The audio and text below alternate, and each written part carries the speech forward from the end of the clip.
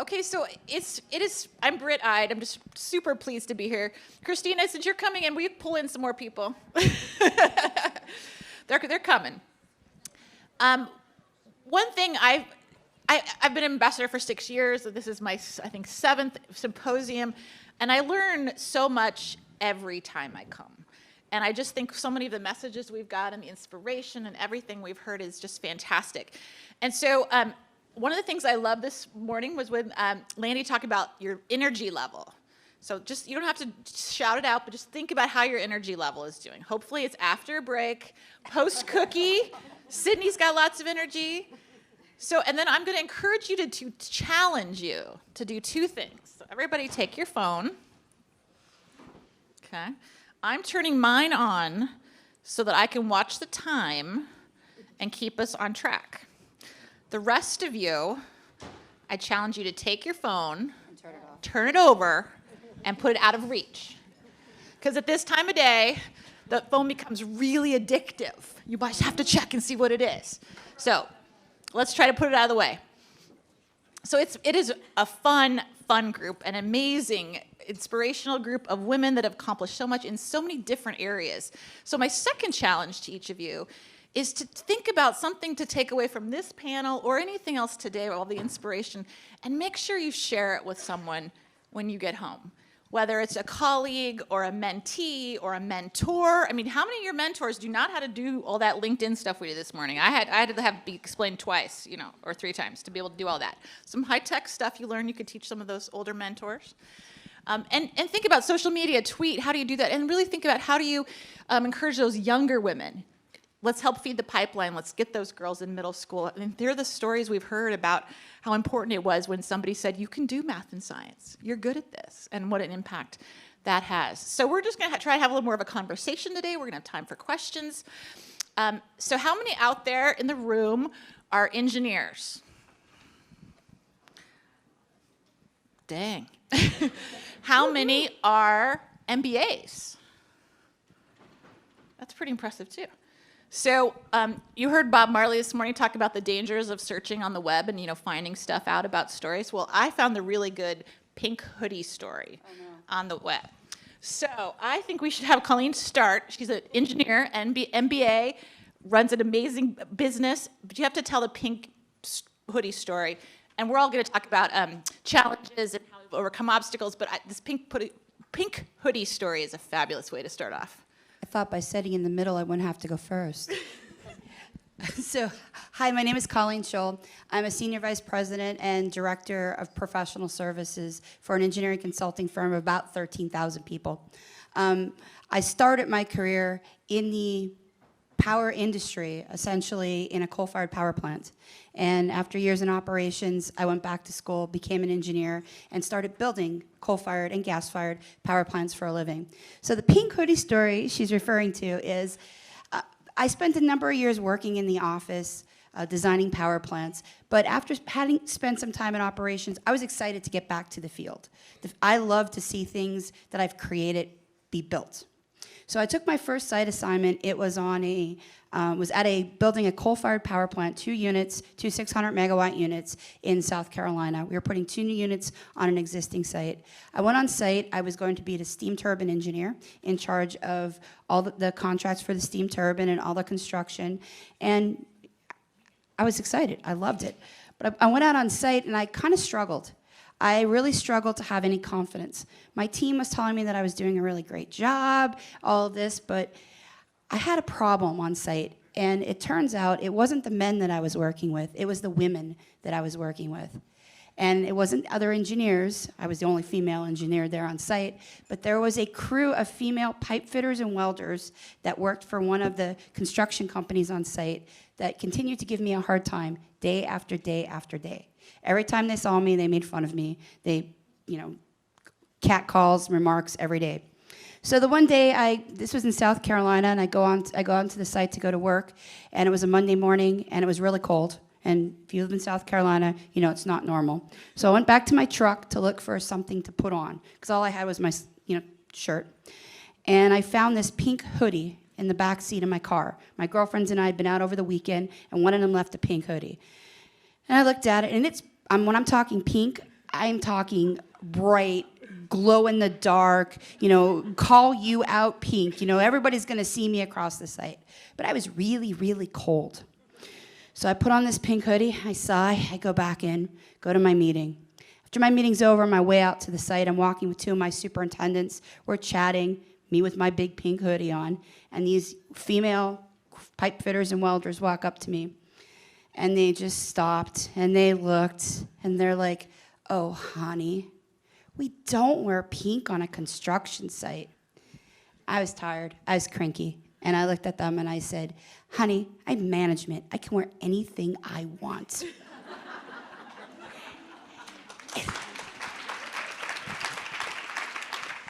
For me, what that was really about, well, I have to finish the story. The guys who I worked with, they were so excited. They cheered.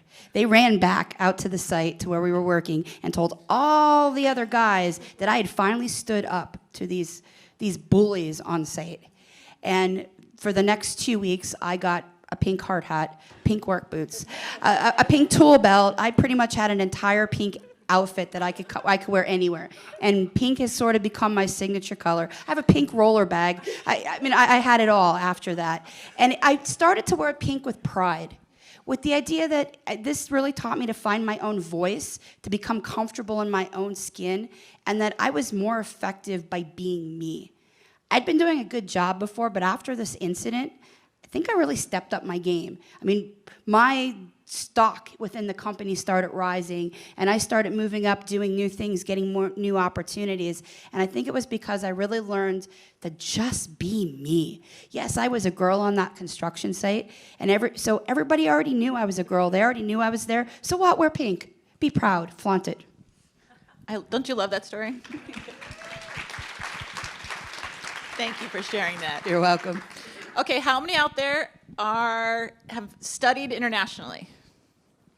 How many have worked internationally? How many want to work internationally that haven't yet?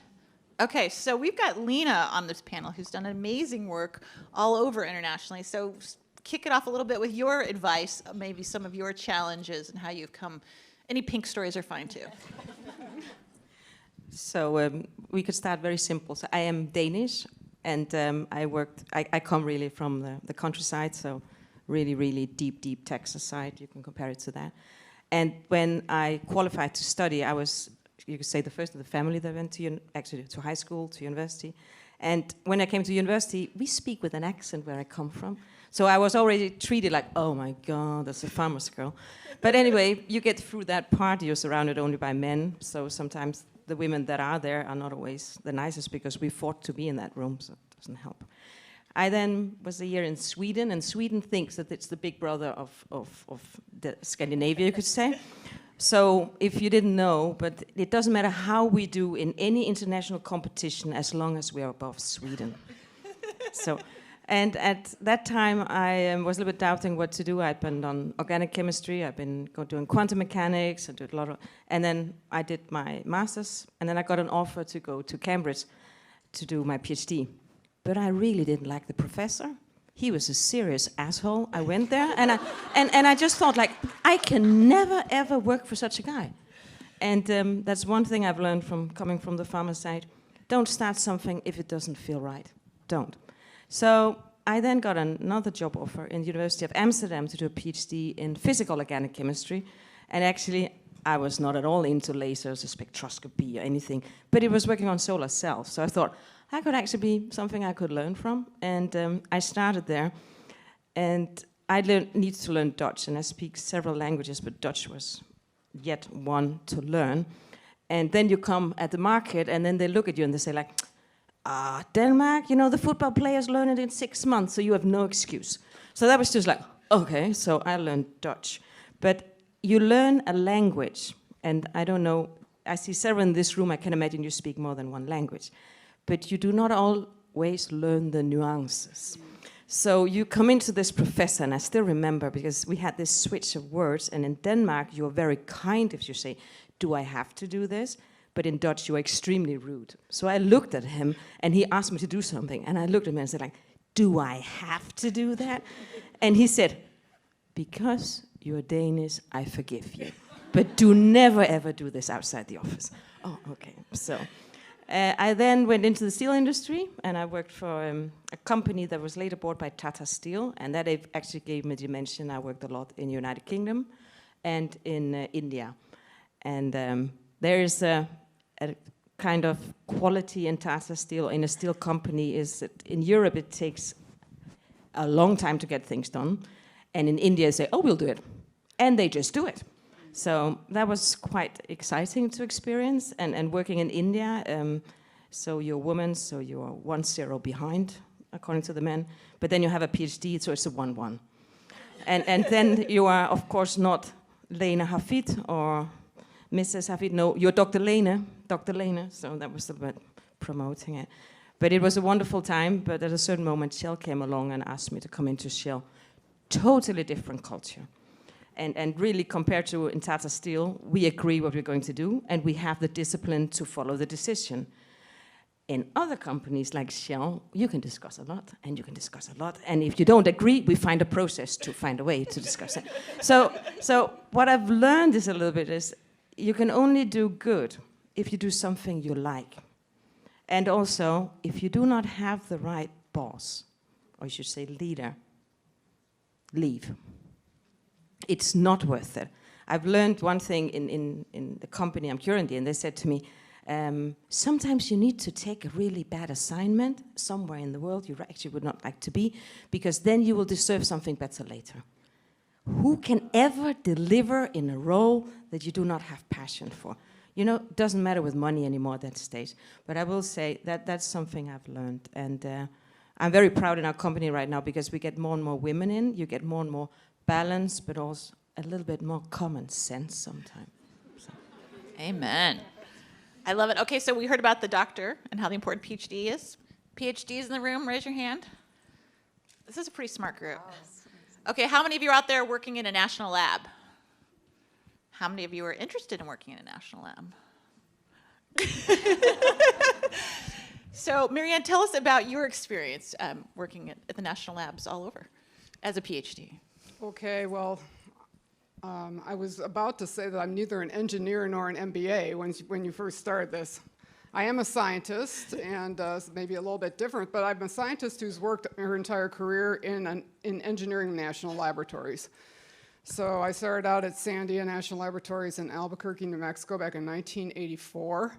At that point, I think Sandia had 5 levels of management, and the highest woman was in the 2nd level of management. So it was pretty male-dominated organization. I started as a research scientist. I was doing stuff like looking for magma bodies so that we could tap into energy directly from molten rock, stuff like that, but also looking at, since I'm a seismologist, also looking at ground motions from underground nuclear explosions, because Sandia is a national security lab, and one of the things that you encounter is that if you're not within the main mission of the laboratory, you can be a little bit marginalized. So I was sort of in an area, there weren't a heck of a lot of geophysicists at Sandia, and so I was sort of on the edge. I was a scientist, not an engineer. I was a geoscientist, which was even worse.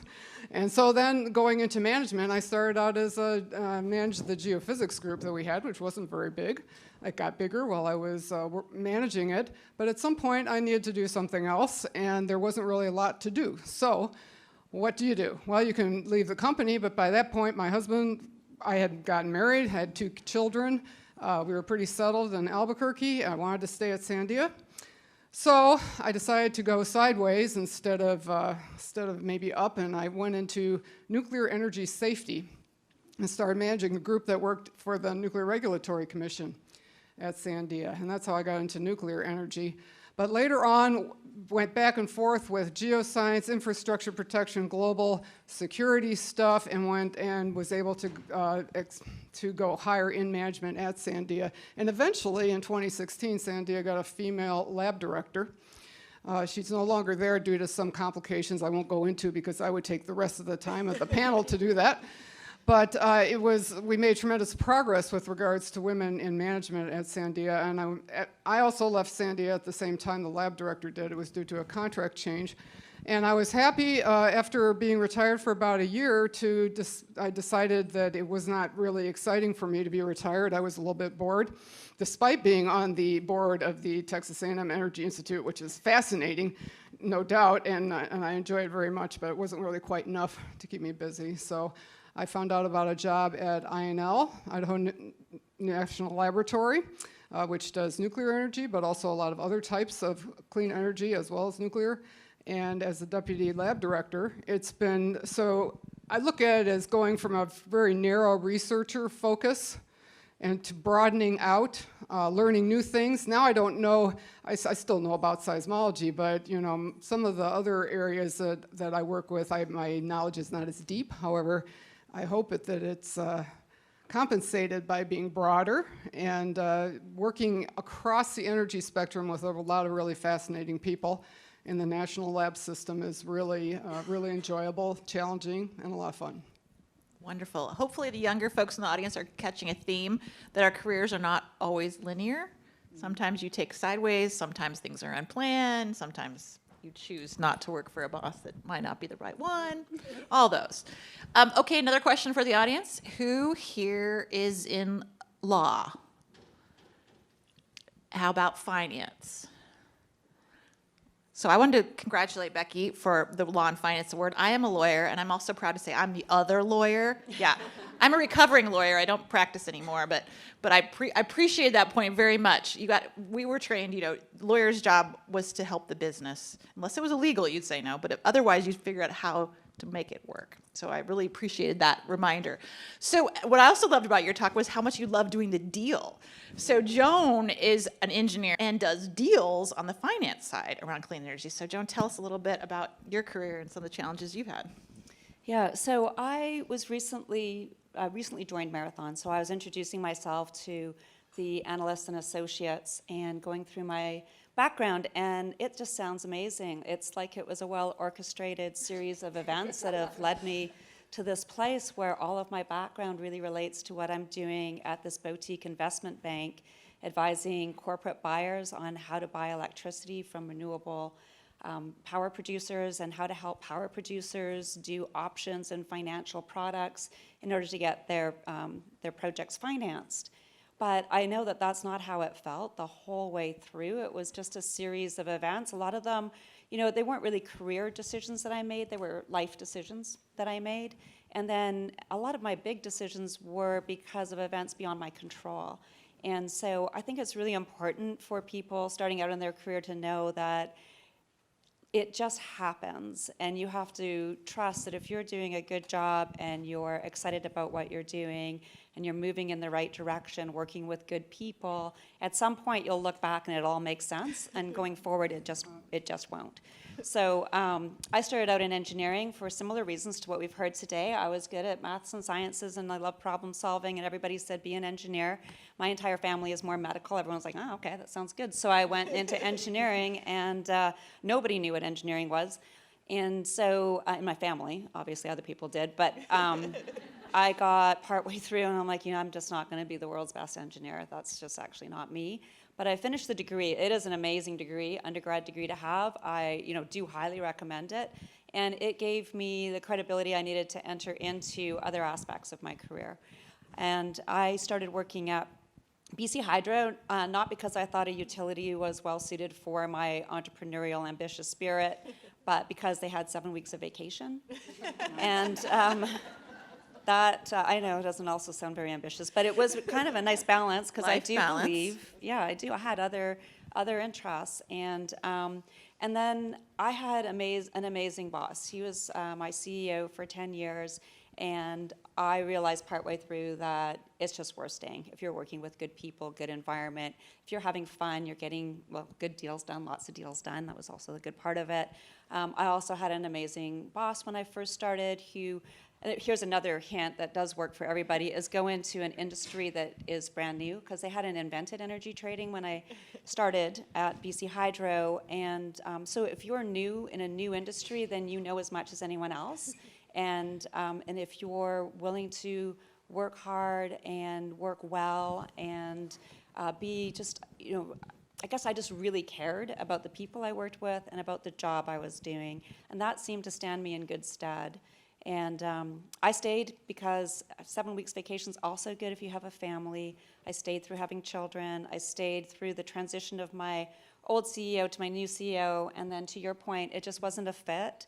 It's not right or wrong. It's just, it was a female CEO, so I was a bit sad that it didn't work out. But so I moved to the United States, and with Citigroup famously fell apart. I found myself, I'm Canadian, but still the United States is a foreign country.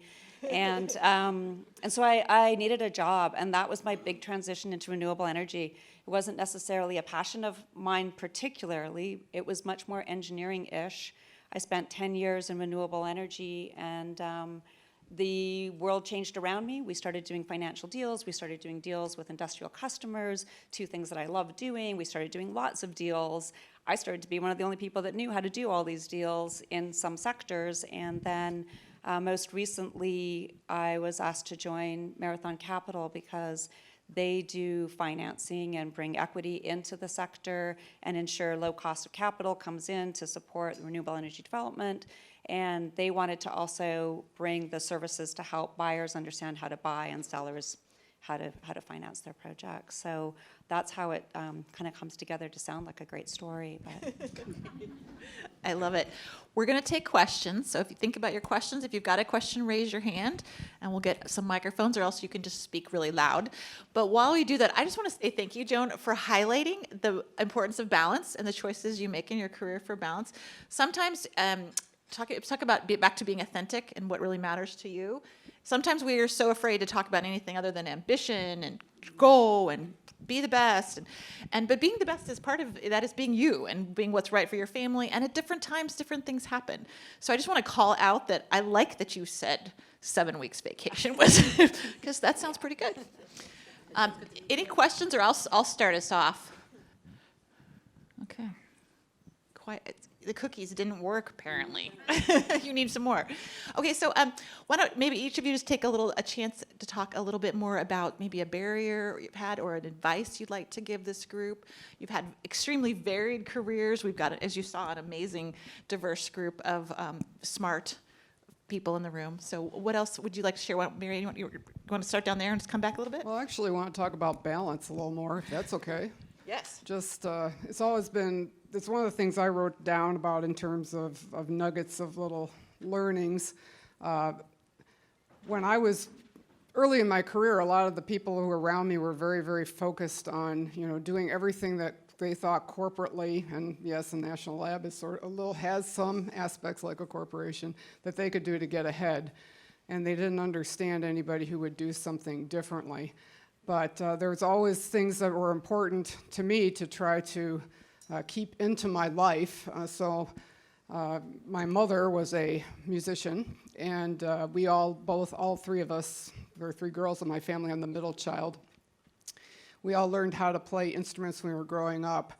And so I learned how to play the piano and the violin. And so I still play the violin, and every place I go, and there haven't been a lot of them, I've always tried to find an orchestra to join. So I played in an orchestra in Albuquerque for 30 years, and I went up to Livermore, California to run the Sandia, California lab, and I played in the Livermore Amador Symphony.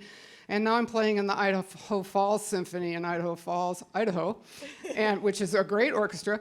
And it's just a terrific way to keep balance in my life and de-stress. Because I go to a rehearsal and I'm all, wound up from work all day, and then by the end of the evening, things are nice and calm. And so to me, having that and having my family to decompress with as well, being proud of the accomplishments of my 2 sons and my husband, it's very important to me, and probably it did slow down my career progression, to be honest. I got promoted in 1990. I was 33 years old, I think, and maybe 34. And right after that, I found 2 weeks after I was promoted, I found out I was pregnant with my first child.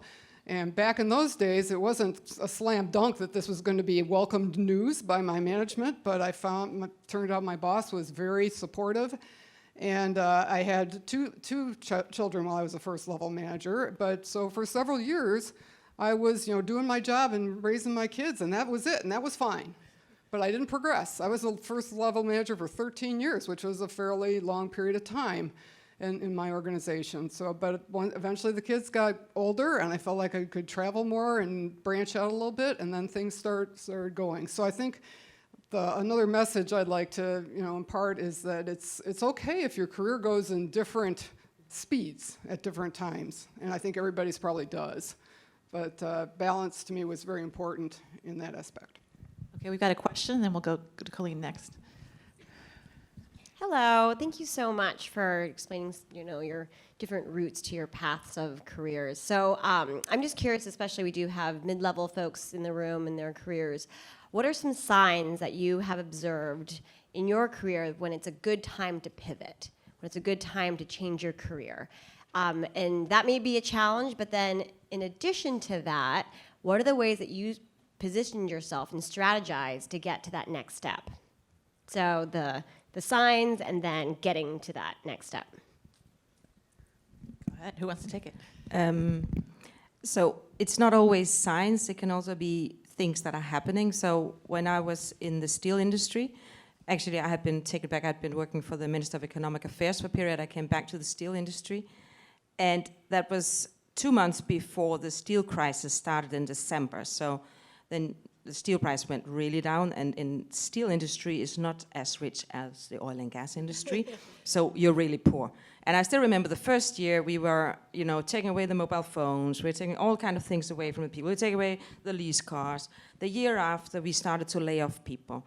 And the third year, I was really like, I just can't do it anymore because I couldn't even deliver the work we were asking for. And then you're on this crossroad, and I had to deliver something in India that I promised to deliver. And then I was just like, okay, Shell has asked me once before. Next time they ask, I leave. So for me, it was a little bit a crossroad. It was difficult because I think some of you, and perhaps most of you, are in work environments where they're also your friends. And you cannot share with them, I'm going to leave the company. Yeah. You can't share that. So you're really on that crossroad, and you're also a little bit testing your loyalty, because you also know that, you're leaving perhaps a sinking ship. So I thought that could be one that's making that you make choices, and it's also made choices from, you have no freedom to do anything anymore. We had like no money for nothing, and you were actually just hanging together. But that was for me one of the signals that where you could also say, I wait and see until it's gone down, but I'm not so good in being a victim of something. I'm more like, okay, how are we going to survive? But that was for me. But Very good. Anybody else? Joan, you want to Yeah, add? I would add, if you're not having fun, you should shift and move on. Also, in a more positive vein, if you're comfortable, especially if you're mid-level, it's time to find something uncomfortable. And I've heard this, it's really interesting how many themes repeat, but you've heard the nervous butterflies in your stomach. That's usually the opportunity you should be going for. And there's lots of times where you might be having a family and wanting to keep just like, I guess gotta get this under control and do a good job, but I can't. But there's those moments where like, no, this is the time. I got to stop everything, put some stuff on hold, get organized, do an amazing job of this presentation, or I am going to put my hand up for that project. Might not be every project every year, but every once in a while you got to make yourself uncomfortable, and you got to just continue to scan for those opportunities, because it's a very efficient way to advance. But stay excited. I think you know in your gut when it's right or when it's time for a change. You feel that. I know I've made a number of changes, companies, roles. I've evolved with the power industry evolving, starting out in coal, and now I do most of the work we do is with renewables and hydro. Still some with the old thermal units, but mostly hydro and renewables. And I think you know in your gut. You know your industry. You know your work. You know yourself. You feel it in your gut when it's time for a change, and you also feel in your gut when something's right. Listen to what that inner voice inside of you is telling you. And just very quickly, I'd add that if you feel like you're solving the same problems over and over again, it's probably time to move on. And I got into that feeling at one point, and then I really was sure. And then I'd also just like to reinforce the idea that if opportunities rarely come at convenient times. Yeah. But take them, because if it looks like a great opportunity, take it, even though it's inconvenient. It'll provide you with some probably things you never dreamed of. So. That's excellent. Do I have another question? Yes. Jill. This is Jill. She's one of my invitees. She's at the Coalition for Green Capital. They do leveraging public money with private investment. How's that for a pitch? She's really cool. While the microphone was coming, I got to give the pitch. Yeah, it's great. I don't have to introduce myself to anyone because Britt does the pitch for me, so thank you. And thank you, this is a great conversation. I think one thing we've heard here in other places is the importance of finding the right organization and the right leaders and sponsors and mentors at those organizations. I was wondering if you could talk a little about when you find yourself in that position, how do you make sure that you build an effective team behind you to sort of support you as you're growing in your career? And I add to that when she's asking, because she's at a small organization, a lot of you have been in large organizations, but how do you also find those sponsors when you're small and you may have to find a sponsor outside of your organization? Want to start down here? Yeah, sure. Yeah, I mean, people who have worked with me always say that they absolutely love it. I get really great feedback, but I feel like I am that mentor or that boss that says, all right, I trust you to do your best, and if you have problems, call me. And I get great results from that, and that's partly from having great teams. So not sort of lazy, I guess, in a way, but it works. You know, like I said, I think there's a lot of people need confidence more than they need a to-do list from you. They need support, and that's what I also got from the CEO I mentioned at PowerX. I'd put something in front of him, he'd sign it, and I'd be like, whoa, like, shouldn't we just review it? And he's like, well, no, I trust you. I mean, you wouldn't put something in front of me if it wasn't for me to sign. I personally have had strong support from people in my organizations in slightly senior roles, and they've all been men. And I was thinking about, is there a theme there besides them being men? But that, and I think they've all had very strong wives, and they've all had daughters. So I don't know if that's sort of indicative of who makes for a good mentor if you're a woman in a non-traditional role. And granddaughters. So what I have learned, and I've now been leading teams for more than 16 years from various sizes, is that dare to show vulnerability. Dare to show that something is also for you difficult, and then also give them the trust. And I'm absolutely not a micromanager, but I can give a barrier, but I can also share, this is where I want you to go. How you get there, I don't care, but this is where I want you to go. But dare to share that sometimes things are difficult, and also if there are other things, you do not need to tell them the whole story, but you can certainly give them the dimension of what's going on, but dare to do it. I see too much, and perhaps it's our generation, because I think some of the younger team leads I now see are much better at it. But we were used to, you just fix it. We took a little bit the male attitude and were the strong leader. But actually, I think daring to show that, you know, the vulnerability that really makes a difference. I was just going to take a slightly different twist to that. So, as I said, I grew up in the power industry, and I never had any women in my path to look up to. And that's just the way of life. That's what it was. But I reached outside my company, outside my industry even, to find women through nonprofit organizations. I was the president of Society of Women Engineers. I was involved with that organization for many years. And I found some of my best mentors and sponsors there from the female side. But I also got involved in committee organizations. I was involved with committees through ASME and through other groups. And through that, I gained mentors and sponsors, and also people that I ended up hiring sometimes down the road. To me, it was that networking, that building that board of directors that someone said earlier, whether they were people above me, people below me, but growing my network outside my own company so that I had people to bring in, people to sponsor me, people to mentor me, but really establishing that network to me was so important. And one final aspect, we heard earlier, don't work for somebody who's not a good manager or not a good boss. If you find you have a good boss, and I imagine you will at certain points in your career, study them really carefully. I learned a lot from my bosses by looking how do they manage conversations with subordinates? How do they get what they want out of a conversation? And with one of my directors in particular, it was fascinating for me to see how she knew exactly how she wanted this conversation to go before she started. She would say particular things to the person she was trying to get the agreement with, and voila, at the end of the conversation, there it was, and I knew that she had that all in mind right from the very beginning. And learning how to do things like that, you can learn a lot from watching your great bosses. One last question.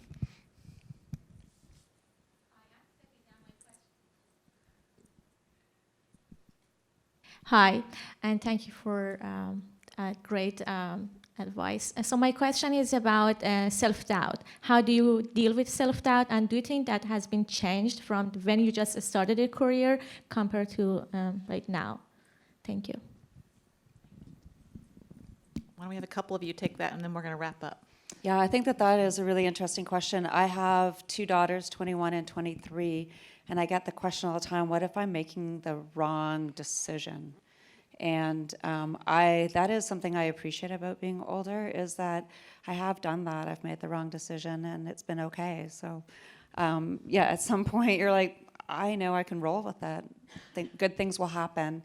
And so I definitely I have less self-doubt. I also think that competitiveness, like just the drive to achieve things, helps you with self-doubt. Like there's just no time to worry about it. But I mean, honestly, when you look at people, like you look at this audience, which by the way is more women than I see in a year in my industry. I've been kind of fascinated. I've just been like 1, 2, 3, 4, 5.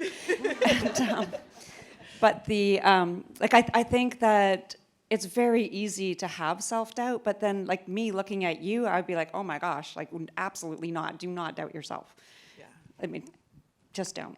I think I still have it all the time. I had it when I was younger. I still have it, still deal with it. Sometimes it's laying in bed at night and having that self-doubt. But one thing I learned over the years, as when I've been, in many instances, been one of the only female in the room in a meeting, still am. In my company, I still might be the only female in the room, or one of 2 or 3, depending on how big the room is. And one thing I realized is that that gives me power, because they're gonna remember me. And I'm gonna wear a bright gold dress on top of it, or a pink hoodie. So they're going to remember me. And I have the power to control how they remember me, how I behave in that meeting, how I show myself, what ideas I put on the floor. I control it because they're gonna remember me. But they might not remember Bob or Jim. They'll remember me. And just remember those 2 great quotes. Number 1 is you learn the most from your mistakes. And number 2 is fail faster and move on. So in closing, I've asked each of these wonderful, amazing women to just give you 2 sentences or 30 seconds or less advice to take away. So let's start with Lene. One of the advice I would give is that you do not always know who your sponsor is, who's the one supporting you. So never underestimate that they might not say it. I heard earlier today about ask for help.